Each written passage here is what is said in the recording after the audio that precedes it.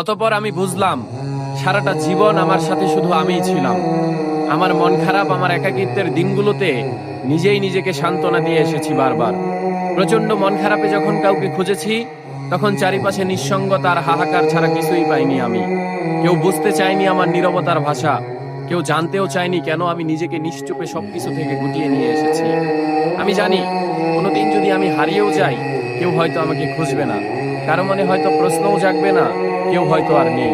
আমি এটাও জানি তাদের মনে হয়তো আর ফাঁকা ফাঁকাও লাগবে না। আমার সারাটা জীবন আমি যাদেরকে আপন ভেবে এসেছি, তারা অনেক আগেই আমাকে দূরে ঠেলে দিয়েছে। আর হ্যাঁ, আমার কেউ নেই, আর কখনো কেউ ছিলও না।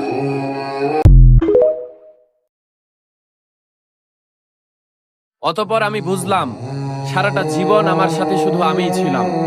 আমার মন খারাপ, আমার একাকিত্বের দিনগুলোতে নিজেই নিজেকে সান্ত্বনা দিয়ে এসেছি বারবার। প্রচন্ড মন খারাপে যখন কাউকে খুঁজেছি, তখন চারিপাশে নিঃসঙ্গতা আর হাহাকার ছাড়া কিছুই পাইনি আমি। কেউ বুঝতে চায়নি আমার নীরবতার ভাষা, কেউ জানতেও চায়নি কেন আমি নিজেকে নিশ্চুপে সবকিছু থেকে গুটিয়ে নিয়ে এসেছি। আমি জানি কোনোদিন যদি আমি হারিয়েও যাই, কেউ হয়তো আমাকে খুঁজবে না, কারো মনে হয়তো প্রশ্নও জাগবে না, কেউ হয়তো আর নেই। আমি এটাও জানি তাদের মনে হয়তো আর ফাঁকা ফাঁকাও লাগবে না। আমার সারাটা জীবন আমি